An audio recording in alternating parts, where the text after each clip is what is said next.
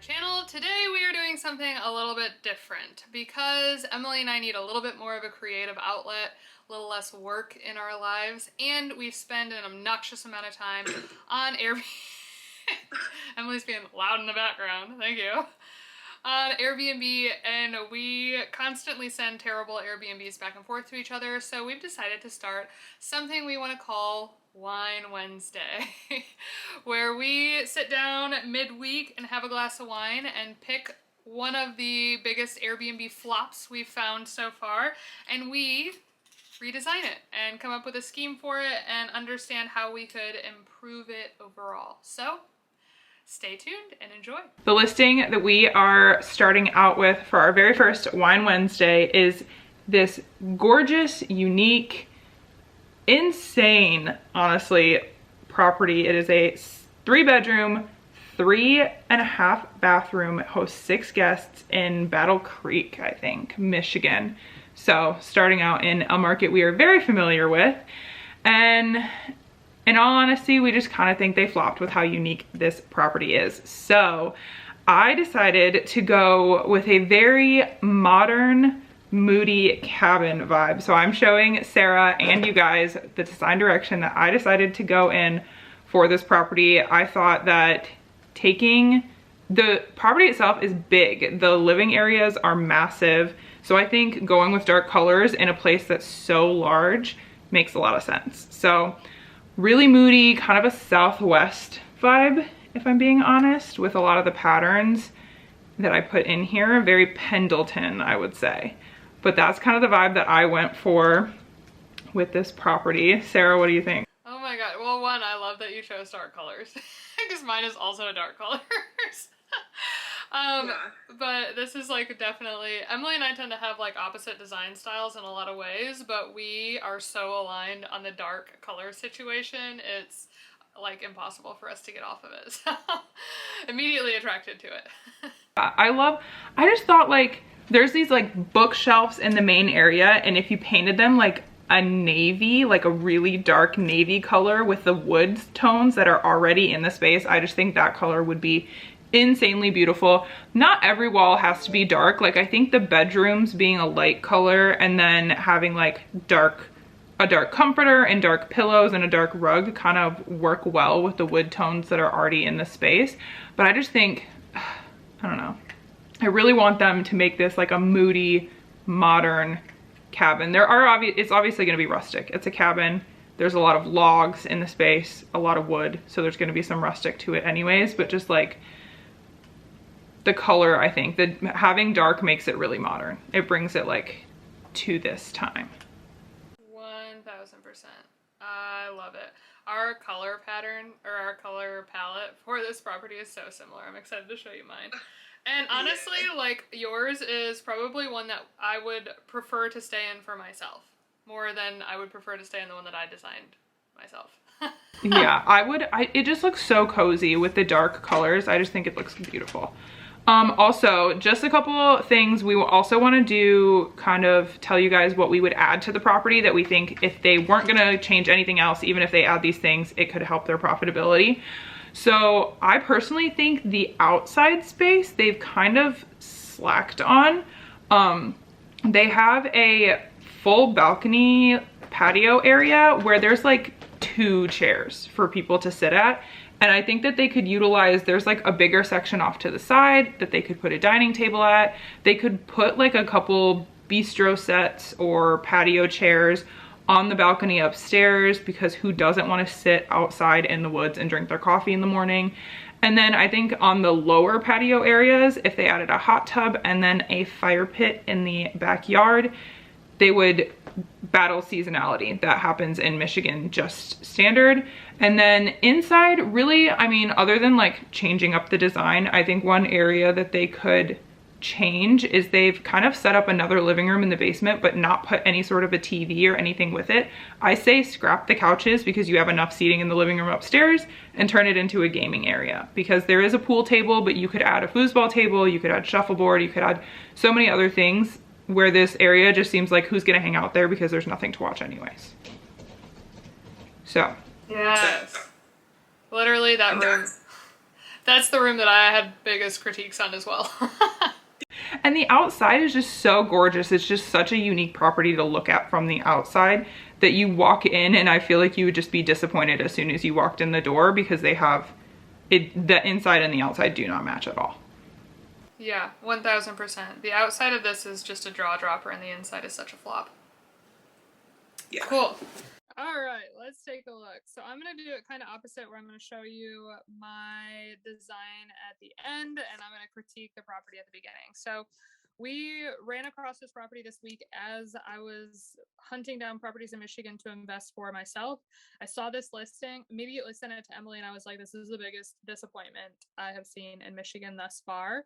So if you're this host, I'm so sorry that you're having to see it this way, but the interior, you just really flopped on a lot of areas. And on the upside, you have the most beautiful architecture I've ever seen in Michigan thus far. This is a stunning property. So once you get into it, I mean, that listing photo immediately drew me in. I was like, this is the best one in the area. I can't wait to see what kind of an experience they added on the inside. And it just kept getting worse. So for starters, the living room, I don't know what's going on the shelves over here. I don't know why there's a million cords. I don't know why there's a computer with no desk situation or mouse. I don't know why there's no coffee table or end tables or literally anything to make this room specifically feel like it's not just a hodgepodge of leftover furniture. It's pretty bad. But as you can see, the bones of the property are absolutely insane. Again, if you look at this dining room table, 4 chairs when it hosts 6 people. Honestly, this property could host like probably 12, but they choose to host 6. They only choose to allow 2 to dine. Doesn't make any sense. Again, a big critique here is that they've got all of their clothes in their closets. No one is being welcomed into your personal closet. That feels really, really awkward. And as Emily critiqued earlier, this is, in my opinion, the biggest missed opportunity aside from the outdoor amenities that this property has. So this is what they're using as a second living space, even though there's no TV, again, no coffee table, again, no end tables. It just feels like they needed to fill the room, and this is how they decided to fill it. And so this would be the space that I utilize the most when I show you my final design. Concept, but as you can see, there's just a lot of room for more bedrooms. Like here, you could have put in another bedroom. There's a lot that's missing. So from an amenities perspective, before we get into design, I agree with Emily 100%. You can see the backside of this house has like a million areas for a hot tub, for a fireplace, for a screen-in patio, for any comfortable patio seating, for outdoor dining, for strung lights, for like a million other things, cornhole. Like there's nothing. There's nothing. They put 0 effort into it. So that's disappointing. They do have a grill. Okay. They put 5% effort into it, but definitely a huge missed opportunity out here. So although we're not going to touch on it too much today, this outdoor area should be dressed up. Oh my gosh, it should be dressed up, but it's not. So first things first, add your amenities. Second thing second, let's get into design. Okay. So this is my final design. As you can see, super similar to Emily's on the navy front. Sometimes you just walk into a property and you see a property and you're just like, okay, this aesthetic, this moody aesthetic makes the most sense here. And I could not agree more with Emily that a dark, moody navy carried throughout just feels like it just would carry the character of the existing property and be the least heavy lift on making a big impact without breaking your bank. I decided to, instead of doing a modern twist on what I would do with this property, I decided to do the opposite and kind of take it in the opposite direction to make it a bit more traditional, a bit older.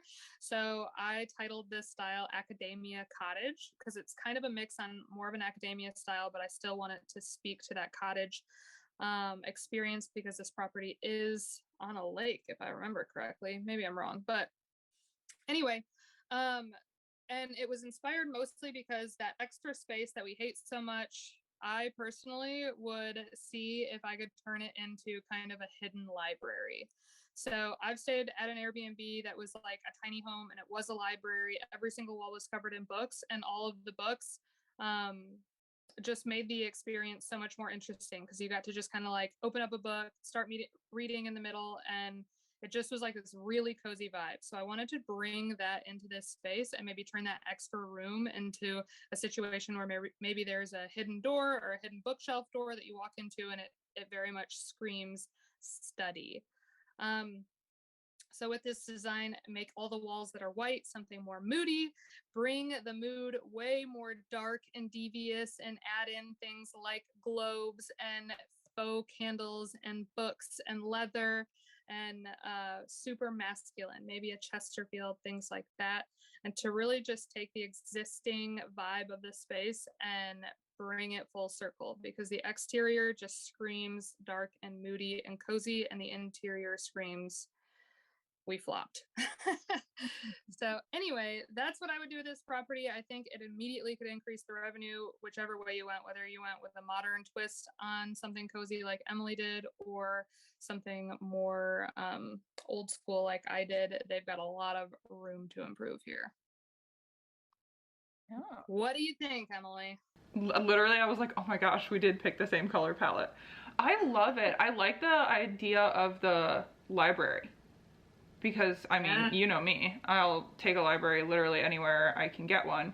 But like I said, they already had a pool table like in the next room over. It's just you can barely see it in the photos. So that's another tip for them, get better photography to where you show off the amenities that you do have. But you could have, since they already have sort of a game area, if they don't want to add more games, adding that library aspect in is super cute, and it makes it a lot more cozy, like more cottagey type feel, because I feel like somebody going to this like sort of an experience is going to spend a lot of time inside and kind of relaxing, cozying up with the family, stuff like that. So I definitely love the library. Oh my gosh.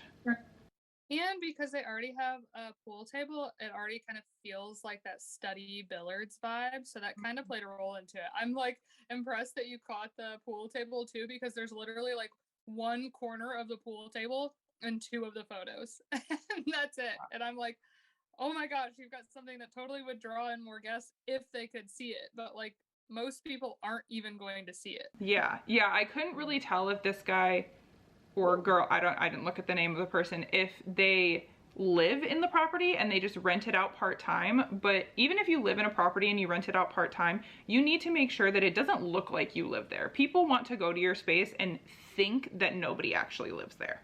So doing your best to make it feel like they're just actually staying in a vacation home, that somebody doesn't sleep in that space frequently, like the same person, it'll make them feel more comfortable coming to your space. So I just think the photos could be improved in that way too.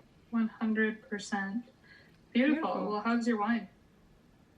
It's fantastic. I love what are you it. drinking? I'm drinking Chateau Saint Michel Chardonnay. I used to drink their Riesling and it got too sweet for me, so I switched to Chardonnay. What are you drinking? Well, I'm drinking what I found in my mother's refrigerator. And it doesn't say what it is. It says Jardin and Fleur. But it doesn't say what type of wine it is. It just says Loire Valley, product of France. And everything on the back is in French, so... You're drinking your mother's French wine? I know.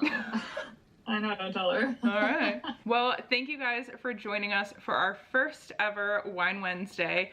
Apologies to the guy who was kind of the tester for this, but we all have a little bit of constructive criticism. So if you would like this experience for your specific listing and you're okay with constructive criticism, because we are going to be completely honest with you, but hopefully give you tips that will improve your listing, please send us a DM with your listing link and let us know that you want to be featured on our Wine Wednesday episode. So cheers to you guys, and like I said, thank you for being our guinea pig to this first person who we kind of ripped into, but hopefully these tips make your Airbnb listing better.